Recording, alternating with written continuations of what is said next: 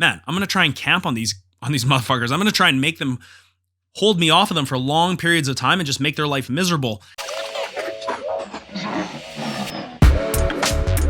What's the most efficient path to victory against this particular opponent? He's dropping off for the choke here. We could see the finish. It's looking tight. Tight at Alpra.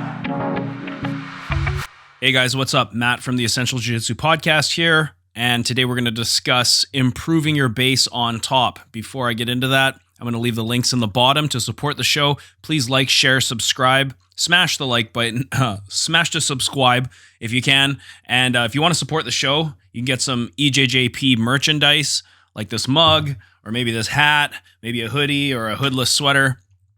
The link is in the bottom if you want to support the show, and I appreciate all of the support. Guys, just remember that this show, I do all these shows in one take. I don't edit it. It's a raw lecture or conversation, and I don't use any type of AI or anything. This is all me that you're going to get. This is authentic shit here. So if you like the show and you're enjoying the content, please consider subscribing to my online academy at the bottom or buy a piece of merchandise from the store. Okay, so improving your base on the top position in jiu-jitsu. This is something that I think a lot of people struggle with through the ranks. It takes years and years to develop good base on top. For me, it definitely did. I always focused more on the bottom game in the early part of my journey. But having a strong top game, the foundation of your top game is the ability to remain on top, first of all, and apply pressure over time. So, if you ever roll with someone who is inexperienced but is incredibly big and strong, you will find it still pretty easy to move them around if you're a skilled grappler. Even though somebody's big and strong doesn't necessarily mean that they're going to be able to maintain the top position or that they're going to be able to apply their weight in an effective way. And so my goal with this episode is to accelerate your learning. If you're someone who falls into this category, somebody who needs help in the top position, I'm going to give you some tips and some concepts that will accelerate your learning and some things that you can take to the training room to hopefully improve your base from the top position. So first of all, let's just define what I mean when I say the word base. Okay, base is one of the three pillars of alignment, and this comes from Rob Bernanke's base posture structure alignment theory. Okay, base posture structure; those are the three pillars. But really what base is it's a platform that you can use to absorb force and to exert force. So if I'm truly in base, I should be able to absorb force from any direction. I should be able to exert force. Some common examples, let's say I'm in side control and I have dead toes, or maybe I'm doing like a side control sit-out position and I have my feet completely dead. If there's a portion of the mat behind me where I do not have a post, I am now susceptible to being swept in that direction. I'm always yelling at my kids and even a lot of my students even, live toes, live toes. This is something Rob Bernanke yelled at me for many, many years. You don't even realize you're so focused on holding someone down, you don't realize how you're actually applying your base to the mat. So having live toes and being able to absorb those Kuzushi where your partner's pushing you, again, if you're not a jiu-jitsu nerd and you don't know the Japanese words, Kuzushi just means off balancing, right? You need to be able to absorb Kuzushi in all directions. So your partner might bridge into you, they might try and pull you on top of them and move you to the other side. And it's important that we can always absorb that force. So just finding that base from any top position so that it's going to be difficult for your partner to off balance you is incredibly important. One thing you can think about is the 4-quadrant principle, where basically if you're standing over someone, you have 4 limbs. You also have a head, but you can post with your head, but I wouldn't recommend like fully spiking your head on the floor to absorb Kuzushi, but you can use your head as a 5th post. But essentially your right hand and right leg will occupy the upper and lower right quadrants of base. If you draw the mat that you're standing on into 4 squares, the upper right quadrant is dominated by your right hand. Your right hand's purpose is to post in that quadrant. Your right foot's purpose is to post in the quadrant of the lower right square, and then the same thing on the other side. So if you think about it in that way, you'll always know where you should be posting in order to absorb Kuzushi in that given quadrant, if that makes sense. So that is basically the definition of base as it pertains to the theory of alignment. If you're not in base, it's very, very easy for your opponent to knock you off base. And likewise, when you're playing guard, excuse me, when you're playing guard from the bottom position, you should always be looking at, okay, where does my opponent not have base? And how can I force them to post out to get what I want? Maybe to steal an underhook or just to get a frame back to the inside. How can you use misdirection and combinations in different directions to make your partner feel uncomfortable from the top so that they have to just stabilize position? And usually this will give you a good opportunity to get frames back to the inside and begin your pin escapes, etc., etc., etc. So now let's move on to what are the goals for the athlete in the top position. Generally, what we're going to be looking to do is pass the guard. That's, anyone in Jiu Jitsu 101 class, we talk about passing the guard. It's worth 3 points in IBJJF. That is one of the hardest things to do in Jiu Jitsu, first of all. And there's a reason why it's given more points than, let's say, a sweep or a takedown. It's because it is very difficult to do. A lot of the time you pass the guard at the higher levels, and that could be the end of the match right there because it is worth 3 points and other scores are worth 2 points. So passing the guard, and even just getting to top pinning positions from the top position, that is such an important goal. It could be side control, it could be mount, it could be north south. A lot of the time, running to north south actually is very, very powerful because it prevents the bottom person from getting access to your legs. It makes sense. Your legs are far away from your partner, so going to north south, very, very effective way to pass. But another really great goal for the top player to have is to just get to chest half guard. And this is something that I started doing a couple of years ago. I talk about it on the podcast all the time. You watch guys like Gordon Ryan, George St. Pierre, any of the top jiu-jitsu players covet this position, the half guard control position, where you have some kind of underhook and you are chest to chest your opponent. You flatten their shoulders out. If you get to this position, it's very likely that you're going to be passing their guard. And it's very, very uncomfortable for the bottom position. And so this is almost like a checkpoint. Why pass through the half guard? I have an episode on half guard passing. It was one of the first episodes I did. You guys should check that out. Can't remember what episode number it is. But passing through the half guard, once you get past your partner's knees, they no longer can manage distance with their legs. Even if they're locking your leg down, that's okay. You have complete upper control of their body, usually with a body lock or crossface and underhook, double unders, whatever kind of control you have. But you can put tremendous pressure on their head and shoulders and wear them down now over time. This is this position is, you should be getting to this position as often as you can, in my opinion, especially for older athletes and for slower athletes. And you should try and hold this position. I even think playing games from this position is very, very valuable, just so you can really dial in your pins, because the more time you spend just trying to hold someone in half guard, the better your base becomes on top. And the goal is immobilization, preventing your partner from moving. That's not to say that you want to immobilize yourself. I'm not saying just hold and don't move. Being able to transition your head to different positions, looking for different underhooks, transitioning through the various half guard passing positions is very, very important. So you should be looking to move incrementally closer to passing positions, but at the same time, your opponent's head and shoulders are completely immobilized, pinned to the floor.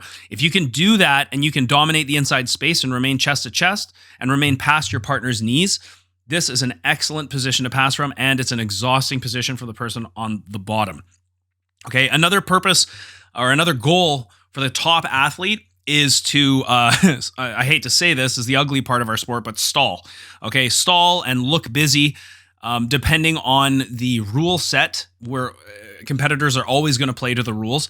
But let's say this is an ADCC situation. The top player could look to stall, but they're going to be penalized if they're not initiating. So under the ADCC rules, it really heavily favors initiation and aggression. So the top player needs to look busy enough that they are creating action while making the bottom player respond to their action so that they don't get penalized. And they're also getting these, quote, invisible advantages. And these, I've explained this on the podcast before in ADCC, these invisible advantages are what the judges table uses to determine the match in the case of a draw. Basically, if I'm on top and my partner's playing guarded position and I come in and I blitz his guard and I force him to recover his guard and I back out, I just got an invisible advantage, okay? I didn't have to risk too much. I didn't even have to exert a lot of energy necessarily, although a lot of the time you watch guys like Dorian Oliveira's, this phenom who won the East Coast Trials, you watch a guy like him, he's using a lot of energy, but of course, He's got amazing cardio, and he's just a stellar athlete. You do need to look aggressive and look busy enough that you're not stalling. But if your partner on the bottom is just recovering the guard, the top player is winning. Okay? In IBJJF, the rules are slightly different. The top player has to initiate against the guard player. And if the guard player can off balance the top player, now the bottom player is initiating. This is the same in ADCC as well. So a lot of what I've seen in this sort of loose passing meta recently, especially with like Dorian Oliveras, even guys like Cody Steele, is they want to initiate and make the bottom player work while denying connections of the guard player so that the guard player cannot isolate limbs, so that the guard player cannot create off balances. And we're going to talk about that more later on in the episode, denying connections and whatnot. So let's say if this is an EBI situation. And for those who have heard me speak on the podcast before about EBI overtime rules, I'm not a fan of EBI because athletes can literally stall for the match and then get the match to the overtime situation. That being said, I'm not one to complain about it because if you sign up for a tournament like that, you should know the rules. You know, shouldn't be like Aljamain Sterling and sign up for a grappling competition and then get pissed off when the guy wants to play guard. It's just the rules that you signed up for. It's not MMA, right?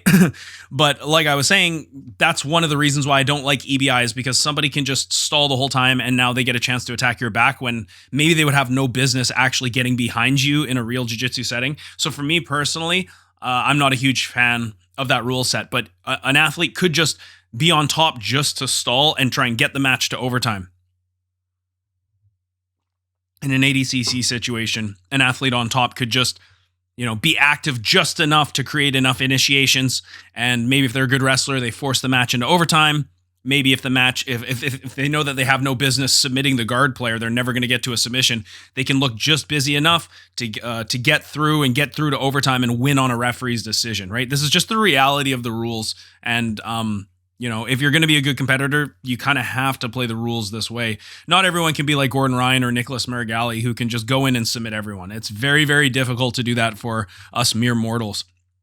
Okay, I think the top player, one of the main things that the top player needs to do to be effective is to understand the guard player's main attack vectors. Meaning, what does the bottom player, what kind of positioning do they need to actually get their attacks? Okay. If the top player just rushes into the guard and just loads themselves up into Ashigarami, they're going to be finding themselves in a lot of leg entanglements. And this is a huge problem for a lot of grapplers. They just go right into the guard and then they get their legs entangled, and now they're either going to get submitted or they're going to be defending leg locks. They get out of the leg lock, they reset, and now the bottom player just won an initiation, an invisible advantage, right? The top player got nothing out of it. All they got was getting stuck into a defensive cycle, and they had to work their way out, use energy, and it looks like the bottom player's winning. So, in terms of foot positioning, the bottom player, if they have 2 feet to the inside, they're going to have access to Ashigarami and X-guard. They're going to have access to your legs, and it's going to be very difficult, not impossible, but very difficult to get to chest positions.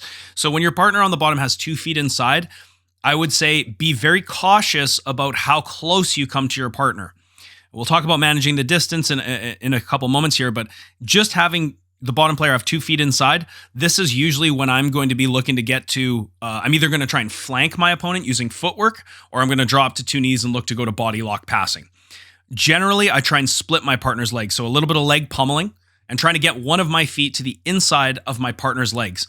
Think of like a split squat or half guard or a headquarters position. When you split your partner's legs, it's not impossible for them to enter your legs, but it's difficult for them to use traditional Ashigarami entries.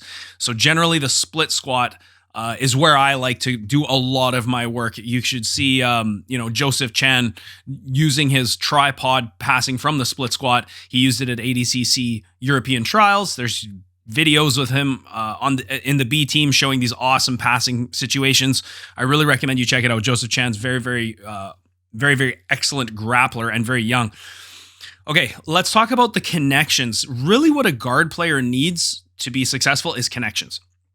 If you think about it, if the bottom player cannot create connections to the top player, they cannot effectively have offense. The bottom player needs to have connections with their feet and generally gripping with their hands to be able to load their opponent up into ashigarami or establish a supine guard such as like a delahiva, something like this. So if I'm on top, I always want to think about how am I going to deny these connections? A big mistake that I used to make when I would run into guards, this would be gi and no-gi situations, is I would just basically come forward. And coming forward into the guard, it could be dangerous because if your partner on the bottom has connections to you, like grips, maybe in the no-gi situation, it's going to be like a 2-on-1, or in the gi situation, collar, sleeve, whatever it is. If you just come forward while your opponent has sufficient grips, they can move you around. They can do whatever they want. They can tangle your legs. They can put your hands on the floor. They can shoot up upper body attacks if you break your stance. So as you approach the guard, I think one of the main things to do is deny connections. And a lot of the time, this could mean, okay, I'm going to disconnect their feet from my body. Okay, if they have ashigarami, I'm going to disconnect the feet. If they have delahiva, I'm going to disconnect their feet. Always try and disconnect their feet because now it really makes it difficult for the bottom player to off-balance you. Don't just come in and rush into the guard without any care in the world. You're going to get fucked up if you do this. Okay? Also, we could just talk about grips. If your opponent on the bottom is really good at gripping, it's going to be a nightmare. If they're good at getting their grips on your sleeve and collar, or if they're good at getting 2-on-1s, this is going to be very difficult. I recommend using blitz tactics where you use footwork to move around the hip line and force the bottom player to high leg and recover the guard. Again, check out Dorian Oliveras. He's a master of this. He basically just runs around his opponent and sometimes in full 360s and just runs to north-south position. So the bottom player... we'll talk about distance now. The bottom player does not have enough connection to the top player because the top player is just keeping enough distance that prevents the bottom player from making contact with them. So in terms of distance, if you understand the distance from the top position, this can really, really fuck up the guard player. And I, for the longest time, had issues understanding the distance from the top.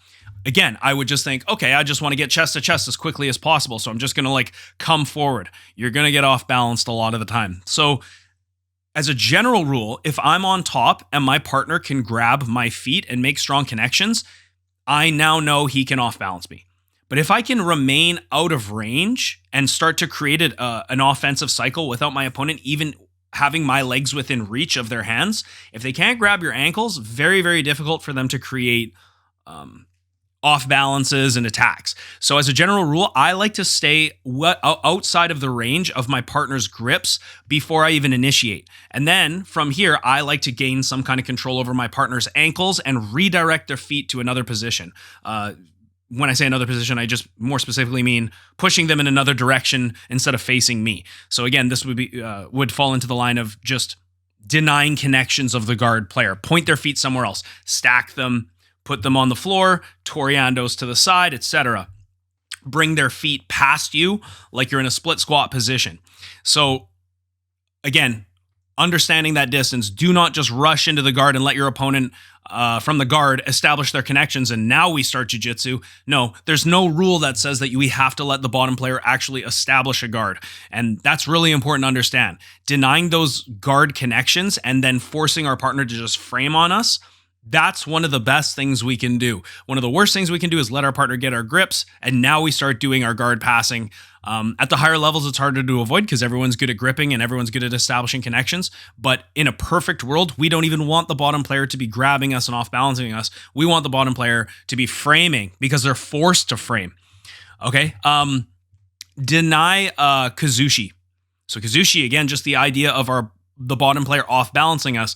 When I step into a split squat, I got to think, okay, he can't easily go into ashigarami from here, but what are his attack vectors? Usually Kiss of the Dragon is one of the most common, it's one of the most common off balances from this position, the spiral inversion to the inside. Very, very effective in no-gi, very effective at the high levels, can lead to leg entanglements. It can be a really, really tricky position. It can lead your partner on the bottom to getting to your back and all this stuff. So if I know that that's the case, I have to be aware of this. I have to be able to drop to a hip and prevent them from going underneath me at a moment's notice.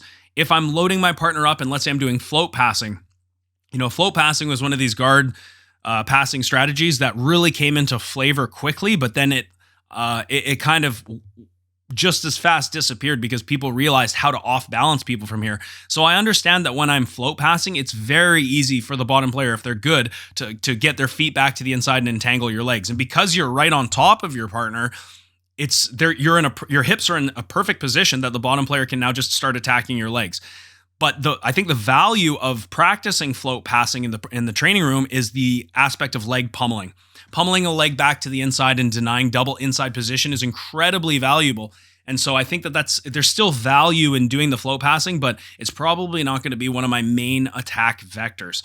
And that's why we don't really see it as often nowadays. If your hands are posted on the floor over your partner's head and they just take 2 V grips in the armpits and they kip overhead, I mean, you're basically going for a ride at this point. It's very hard to apply effective pressure from the float passing position for long periods of time. It's not impossible, but it is difficult, especially against someone who has a really good guard. And that's why we don't really see it as much at the higher levels. We're seeing a lot more like tripod passing and things like that.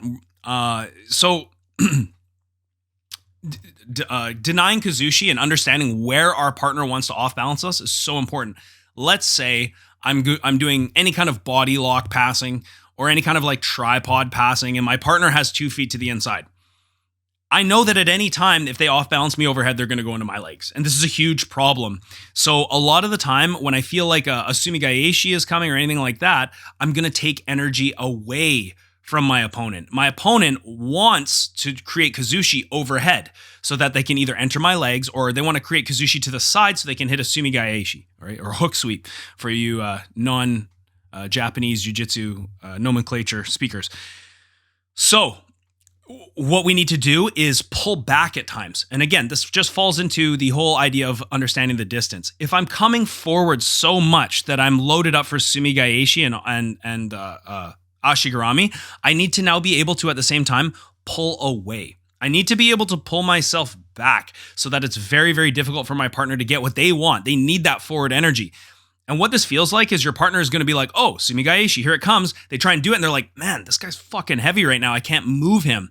Why is that? Because they know that you want to do a sumigaeshi and they're denying you that Kuzushi. They're pulling back. So as the top player, even when you're applying pressure positions, camping positions, even when we get to these positions, you need to also be able to pull back so that your partner cannot create overhead off balances and things like that.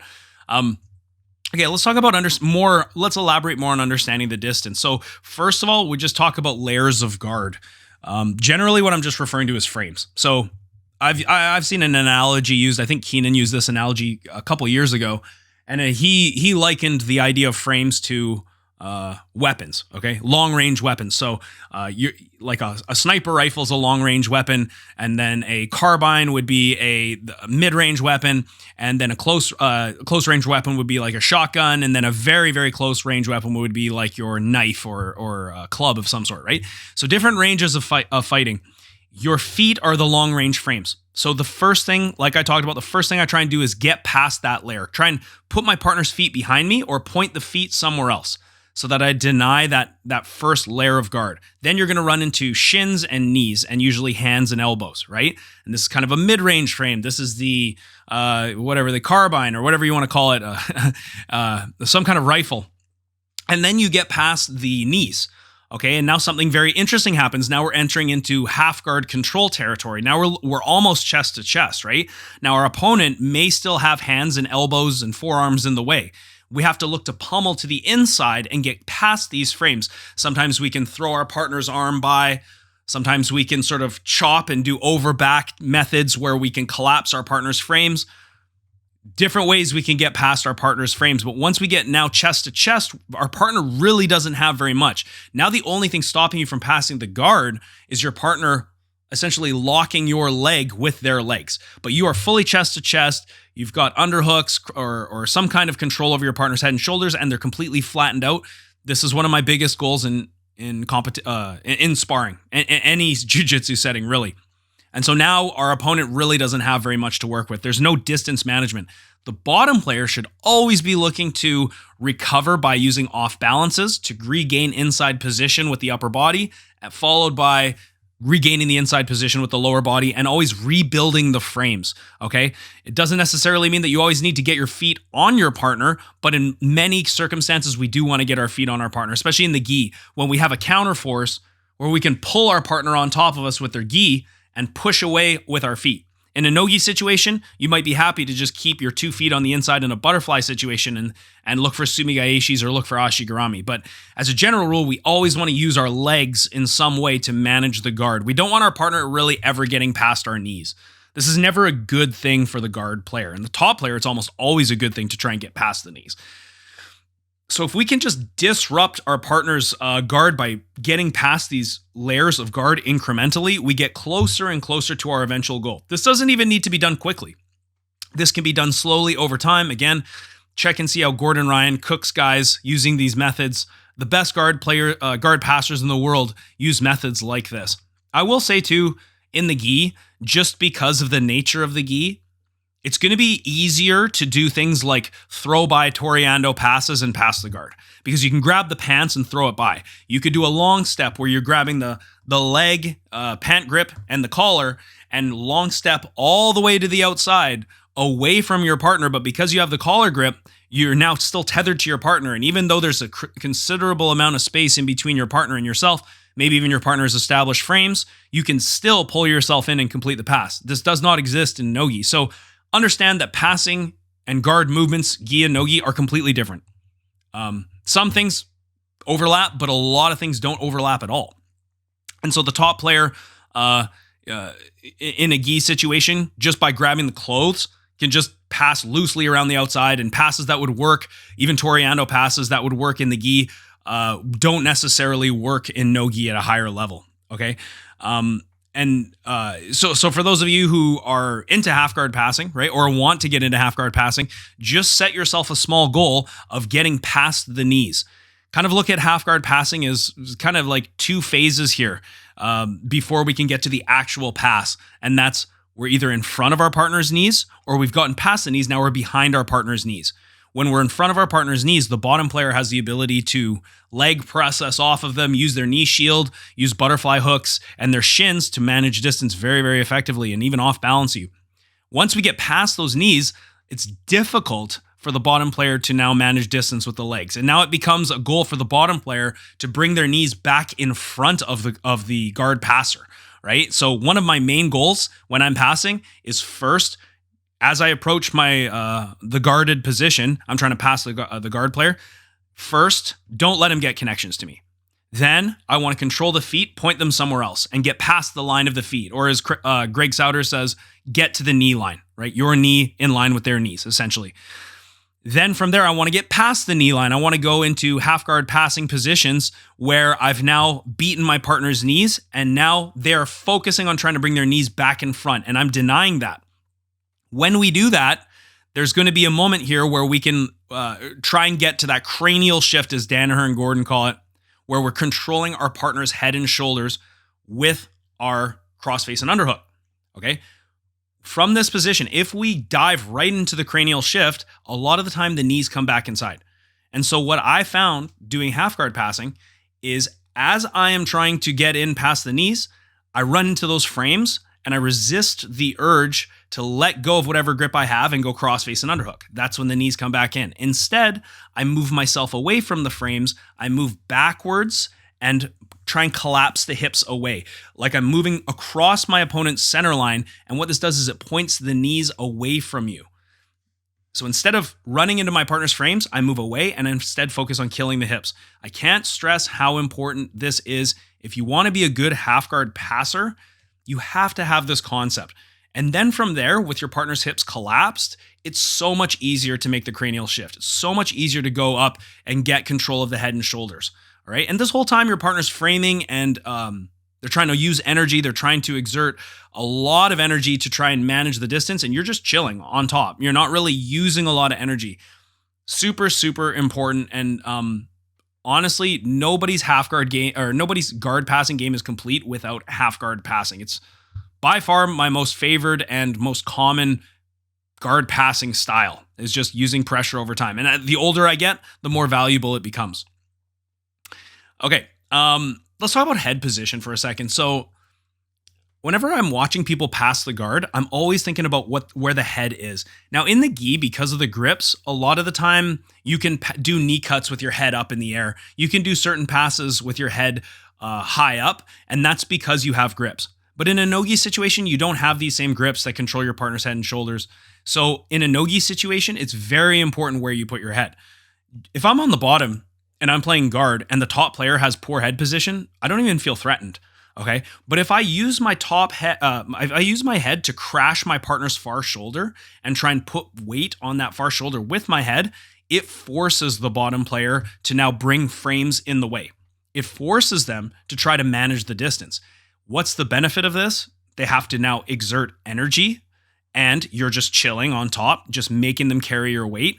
And as their hands come in to establish frames, we can now pummel inside position.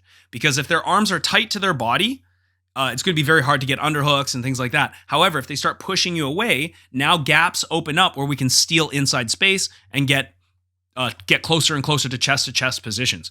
And like I said, they're using large amounts of energy while they're trying to manage the distance. So essentially, you've put them in a defensive cycle just by taking your head and draping it over their frames and trying to get onto their shoulder. Again, guys like Joseph Chan, Gordon Ryan, all the best guys are really using their head position to apply pressure. Like I said, if your head is up in the air, then there's no reason why your partner can't just put a knee shield or a foot onto you and prevent you from getting close. I want to close the distance and use my head as a leading edge and force the bottom player to frame. When the bottom player is framing on you, they are not creating connections and off balancing you. They are simply just trying to manage the distance. And for me, that is like the definition of the offensive cycle for the top player. So I always try to get my head onto my partner's far shoulder generally when I'm passing through the split squat position. Another thing I'll talk about is just cycling between your head position and your lower body position. So again, this is a concept that Rob Bernanke talks about. He calls it the leading edge. So the leading edge is just the closest part of my body that is stealing space when I'm closing the distance between me and the guard player. So the leading edge, in this case, if I put my head on my partner's shoulders, the leading edge is my head. Okay. And what do you think they're going to do? Anyone who's good is going to try and do like a cross shoulder post or stiff arm your shoulders, make space and try and bring their knees back in front to manage the distance, recover their guard. Okay. So when I see them push on my head and shoulders, I now enter with the lower body. This is going to be a good time to shoot your knee into like a knee on belly position or try to get your knee closer to your partner's torso. Now they have to make a choice. Okay. Are they going to keep pushing on your upper body or are they going to start pushing on your knee? If they make the choice to push on your knee, which they have to, now we can, again, cycle back to our head position and drop our head on the shoulders. If you watch what Gordon Ryan did to Patrick Gaudio in their match, you can see how he was using a lot of different knee positioning, collapsing Gaudio's knees with his knee, driving into knee on chest, knee on belly positions, and kind of just toying with Gaudio because his guard passing so damn advanced. He could just exhaust Gaudio. He's essentially camping this split squat position. And this is incredibly valuable as a guard passer. So as I just cycling the leading edge, my partner on the bottom is framing on my head. I now pull back and I put my knee in. I give them something else to frame on. I'm cycling upper and lower body, right? Now he's like, fuck, where'd the head go? Now he starts framing the lower body. Now my head, as soon as I see his hands go to my legs, boom, I just dive my head right in on that shoulder. And now I'm even closer to chest because now when he tries to establish his frames, a lot of the time it's very difficult for him to even get frames in front of my face. And if he manages to do that successfully, I just put my knee back in. And then he dresses the knee, I put my head back in. And this constant recovery of frames from the bottom person is exhausting and it's demoralizing. It's exhausting because they have to constantly deal with this cycling offense on them. And it's demoralizing because they never feel like they can get into the offense. They're just framing and just basically in survival mode. What they want to do is get a meaningful grip and try and get to a position where they can off balance you and start to enter the offensive cycle. So again, just cycling between head position and lower body position as the leading edge when we're passing will really frustrate the guard player and will allow you to dominate the offensive cycle for long periods of time. All right. Now we're going to talk about a couple concepts. First one is blading. So I discovered blading back in my brown belt days. This is just the idea of essentially turning your body, whether it's your shoulder line or your hip line, and creating a more narrow, sharp edge. If you think about the way that a blade of a knife, funny enough, I'm surrounded by knives, as I always am. I like to always have weapons on hand. But like, if you think about what a knife looks like, right? It's got a flat edge and it's got a sharp edge, right? So if I'm coming square on my opponent with a knife, with the flat edge of my body, usually my shoulders and my torso, and they're framing on my shoulders and torso, if I now turn my body, I now expose a sharper edge of my body to my opponent. This does a couple of things, okay? First of all, my mass applied to my partner through a force vector is now narrowed. So it's a more concentrated edge. So it's going to be difficult for my opponent to now, holding the same frames, to now frame on that sharp edge, okay? If it's a blunt edge, like my chest, and I lean on my partner's body and he's framing on me, he can hold me up for long periods of time. If he's effective with his frames, he's not using a ton of energy. But if I just blade my body and turn it sideways, all of a sudden now, his frames will essentially slide off, okay? It redirects his frames. And it's going to be heavier for him to hold against a sharper edge because my force is concentrated. So usually what it forces the bottom player to do is recover their frames. As the bottom player recovers their frames, I now offer a new blade. Boom. Maybe I change to the other direction. And so he's like, fuck, this guy's, he's constantly changing force vectors as I blade. So I'm going square, he's framing on me. Boom. I change the force vector. I'm now going this way, but I'm still applying pressure to him. He changes the frames to account for the change in my body. Boom, I blade again, and I continue doing this so that he constantly has to recover frames.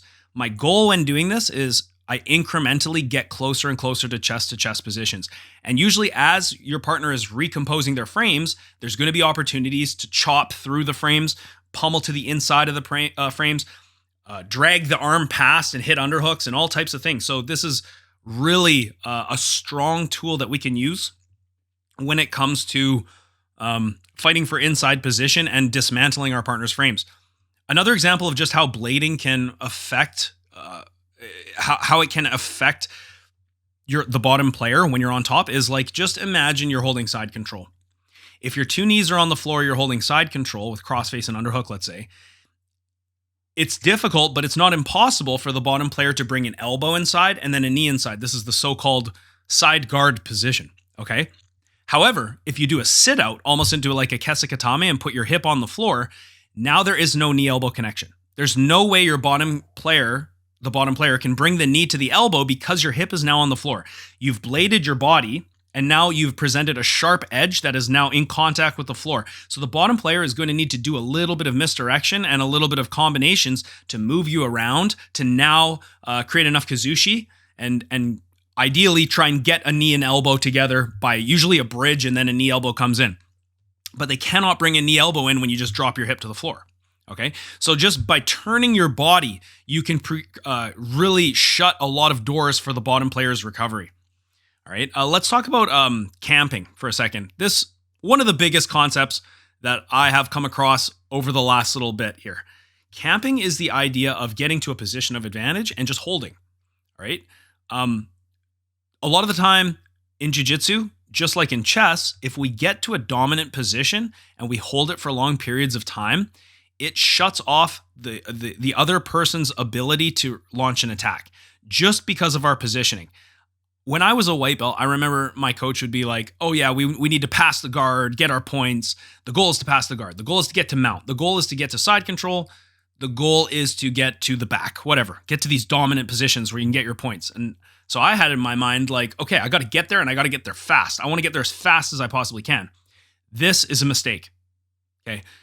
Against good guard players, it's difficult to get where you want to go fast, okay? They're going to be able to recover a lot of the time. Okay, another thing too is if you pass the guard quickly and you get to where you want to go quickly, usually your opponent still has enough energy that they can reliably create some escape. They're still pretty fresh and it's harder to hold them down. Now imagine a situation where you get to a position of advantage and you hold for long periods of time and now you pass. Now your opponent has had to hold you off of them for sometimes minutes at a time. So by the time you do get to a pass, they're more tired. It's going to be more difficult for them to actually get out. Okay, it's gonna be easier for you to hold these pins, and it's gonna be easier for you to get to submissions because they've exerted energy along the way. So I think moving to a dominant position faster is not necessarily the goal. Sometimes it makes sense. Okay, sometimes if you see an opportunity to just pass the guard, you can do it. Okay, I'm not going to say that that's wrong. And sometimes when the chips are down and you're down a score and you need a guard pass fast, of course the circumstances change. But let's assume it's a neutral situation near the beginning of the match. Nobody's up ahead on the scoreboard. Man, I'm going to try and camp on these motherfuckers. I'm going to try and make them hold me off of them for long periods of time and just make their life miserable and try and steal that life force, right? Like in a video game where that health bar is just draining. I look at it this way now, and I'm also just sort of taking a step back from the situation, taking a step back from the eventual goal of getting past the guard, and I'm just trying to make them tired. I'm looking at how they're framing. I'm watching their body language. I'm looking at monitor their breathing, and I'm seeing like, okay, I can feel them getting tired. I'm just going to keep blading. I'm just going to keep moving, and I'm going to keep letting them win small battles, but in the end, they're never really recovering back to a neutral position. They're always still stuck in a cycle of defense, and that's really what I want to do from the top. Okay, this is the camping idea. Again, watch Gordon Ryan versus Patrick Gaudio.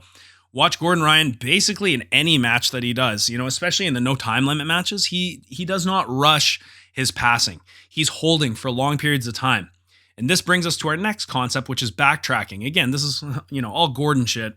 Backtracking is the idea of getting to these dominant positions and then allowing the bottom player, whether he chooses to allow the bottom player to do this or whether they legitimately won a battle for inside position, they're starting to recover. What he does is he backtracks into a position that is still not neutral. Okay, so I am chest to chest half guard, better example. I'm in the mounted position. I have you in mount, and now you start to do like a leg trap escape. You're starting to turn your hips towards me, and I realize, okay, this person's about to get their guard. If I just keep trying to hold on to their upper body, they're going to eventually put me back into a guard that they can become offensive from and reset the offensive defensive cycle. I don't want this from the top. So instead, I let them recover to a half guard and I let go of their head and shoulders, and I will either retreat into a body lock or I'll just wedge their hips. So even though they were able to get their upper body frames back in, I never let them get their knees back in. And what this does is it keeps you in the offensive cycle, albeit it's closer to neutral, but now you can just repeat the process, kill the hips, and go back to your cranial shift. So the top person is just kind of toying. It's almost like you're a cat toying with its food, right? Toying with its prey, just like playing around with it. You let it run away a little bit and then you catch it. And you just like, oh yeah, I'll give you a little bit of a glimmer of hope as you're escaping, and then boom, take it away. It's so exhausting for the bottom person, and it's demoralizing. Because the bottom person is just trying to get to that like closed guard, just trying to get to, oh my God, I need to rest for a second. And you're like, okay, I'll give you something, but it's kind of a fake gift, as Dan Hur says. I'm gonna take it away and I'm gonna pass you again. And you do this enough times, the bottom person is now looking for a way out. They're thinking, okay, I can't beat this person. Their guard passing is too strong. I'm stuck and I can't create an offensive move.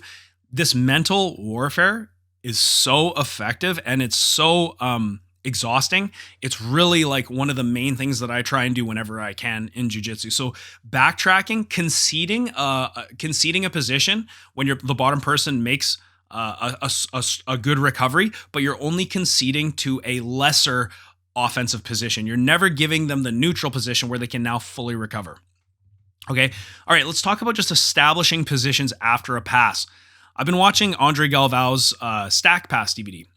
It's not new. It's under 10 years old, but it's, Andre Galvao, he's won world titles with the stack pass, one of the best stack passers in the world.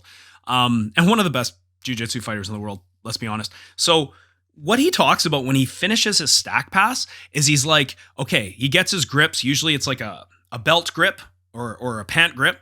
He likes the belt, and couple that with a cross collar grip. So you can imagine the stack pass, he's stacking them, right? Again, he's camping, he's holding until the person gives the pass to him, right? Then when he does that, what he doesn't do is let go and go crossface underhook. He keeps the grips because as soon as the legs fall from the stack pass, it's very likely that the bottom person is going to start spazzing out. He's going to start moving and freaking out and trying to get out. So this is not a time to switch your grips. This is a time to let them freak out and just establish. So he says, you got to establish the position. Just hold. Just hold as long as you can. Like it's such a game of just like denying the bottom player of what they want. Instead of you insisting on what you want, instead of you going to the next scoring position, a lot of the time, if you just pass the guard in a stack pass and you move into like a chest to chest crossface underhook, the bottom person will freak out and they'll either go to turtle or they will bring their knees inside and start recovering again. You didn't get what you wanted out of it. Maybe an advantage at best, right? However, if you pass the guard and you hold and you let the bottom person freak out and you just hold them there. Now, at some point, they're going to accept that they got their guard passed. Okay. And when this happens, that's the time to make your grip switch. That's the time to go into your submission grips or your crossface and underhook or whatever you're going to do. So don't get so excited after you pass the guard to go to the next position. This is a huge mistake. Pass the guard, let the bottom person freak out and establish the pass. Let them accept, okay, I've got my guard pass. What do I do now? Then move to your next position. Really, really great concept for passing the guard. All right. Let's talk about if you do get into a situation where you are getting swept. This is, you see it a lot with kids. You see it a lot with beginners. They are more likely to accept the bottom position. So in an IBJJF situation, you fall to the bottom position, you get scored on. In an ADCC situation, you fall to the bottom position. If you go to turtle, you don't get scored on necessarily, but your back is exposed. So there's different rule sets, right?